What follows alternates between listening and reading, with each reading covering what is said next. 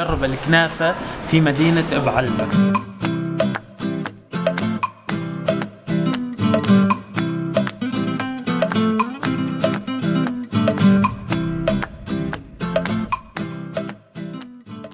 مستحيل شخص يجي على بعلبك وما بيجرب الصفيحة البعلبكية.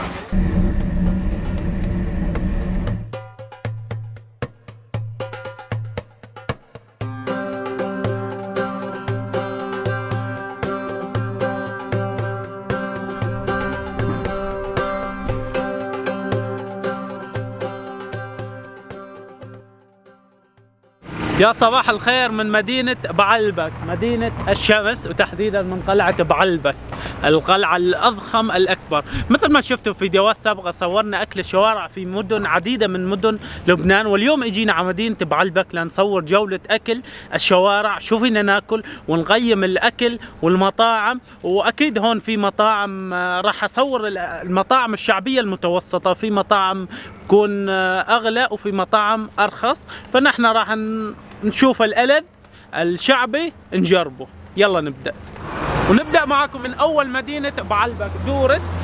راح نبدأ بالإفطار الشعبي المتعارف عليه في مدينة بعلبك، هي المناقيش.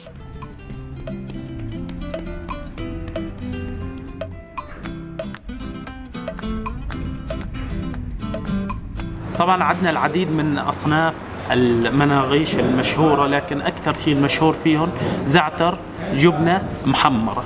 هون بدأنا بالزعتر، أكيد مع الإفطار ما بننسى الشاي. زعتر على التنور. صراحة الزعتر عجبتني، نكهتها لذيذة محمرة.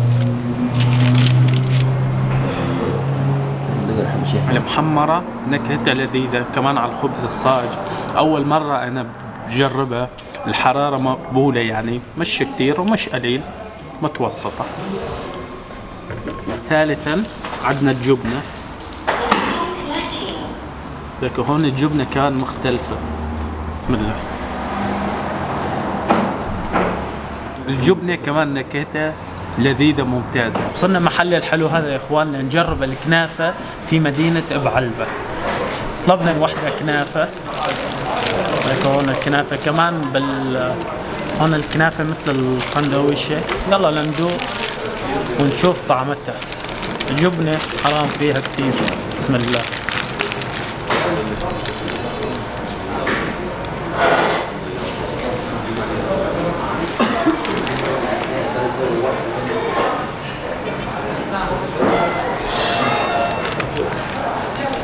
صراحة نكهتها لذيذة، عجبتني نوعا ما، وسعرها ما يقارب $1.50 80,000. انطيها تقييم 8 من 10. مع عصير فريز. شو سعره ما بعرف، بس ضيافة من شخص هون طلع بيعرفنا وضيفنا اياه. شكرا. بعدنا مكفين بالافطار الشعبي. هلا وصلنا هذا المطعم، مطعم باروك، لنجرب الفول والحمص والفتة في مدينة بعلبك. يلا. اهلا وسهلا فيكم بمطعمكم بمدينتكم بعلبك. بعلبك المشهورة باصالتها وبكرمها، شرفتوا. اهلا وسهلا فيكم. طلبنا 3 اصناف، هن الاكثر شهرة. اللي عندنا هون الفول اولا، حمص، هون عندنا الفتة. هاي الفتة مختلفة، مش مثل شكل الفتة اللي جربتها مدينة طرابلس. هون عندنا المقبلات مع. نبدأ بالفول. نعبيها هيك.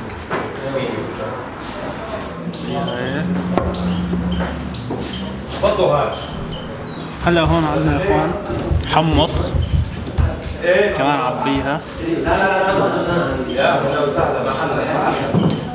يا عيني. اكيد الخضرة معا. هون عندنا الفتة مختلفة اكيد، كل مطعم له طريقته صناعة الفتة. بسم الله. كمان هون المختلف يضيفوا شغلات مثل الرمان، شغلات مختلفة. كل مطعم يعمل شيء مختلف بيميز حاله فيه. والفتة كمان لذيذة جدا. وبالنسبة للأسعار، الأسعار مقبولة جدا. الصحن مع المقبلات ب80,000، يعني ما يقارب $1.50. وهلا مكفين على المطعم اللي بعده. يلا. أولا في مدينة بعلبك، هون الأسواق مثل أي أسواق بالمدن الثانية، في محلات ثياب، في مطاعم، أشي تطلبوه موجود وازدحام لكل أسواق. هلا احنا بوسط سوق بعلبك وتحديدا سوق اللحم، واكيد احنا بمدينة بعلبك بدنا نجرب الصفيحة البعلبكية، هون كتير مشهورة.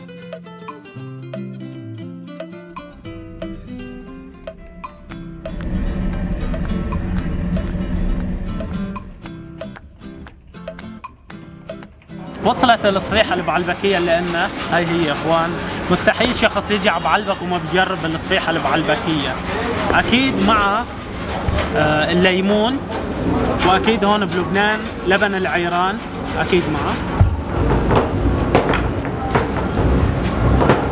يعني حدا يحكي لك صفيحة بعلبكية ما في داعي لحكي، هي الحالة معروفة. نكهة رهيبة مع الليمون.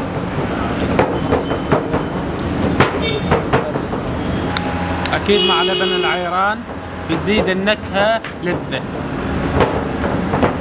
انصح الجميع اللي يجوا على بعلبك يجربوا الصفيحة البعلبكية، نكهتها لذيذة. مكفين جولتنا بالاكل في مدينة بعلبك، انتهينا من الصفيحة. هلا هون ببعلبك في 3 انواع للفروجي مثل ما بتعرفوا، على الغاز، على الفحم، والبروستد. فجينا على هذا المطعم كمان نصحونا فيه لنجرب الفروج البروستد. يلا. هلا وصلت يا اخوان وجبتنا البروستد، ما شاء الله قارب، قارب طويل، واكيد مع المقبلات كبيس والثوم والصلصة. يعني هاي الوجبة اللي شايفينها كلها سعرها ما يقارب 450-500 ألف، يعني $9. أكيد هون مع الثوم. بسم الله.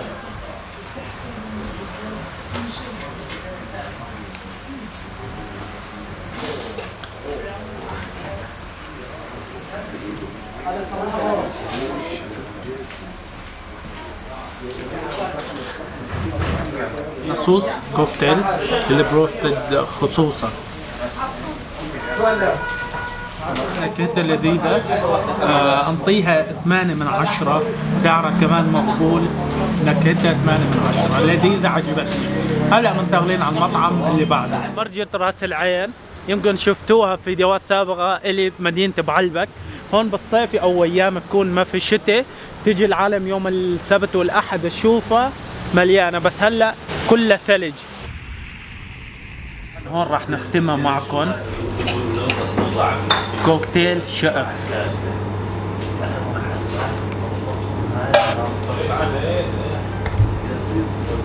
عن جد نكهة ولا أروع، يعني بدك تاكل منها وما بتقول لا. يعني كل اللي أكلته مستعد خلصها كلها على نكهتها اللذيذة.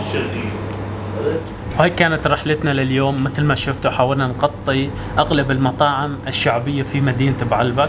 ان شاء الله تكون عجبتكم الحلقة واستفدتوا منها واستمتعتوا بحلقتنا لليوم.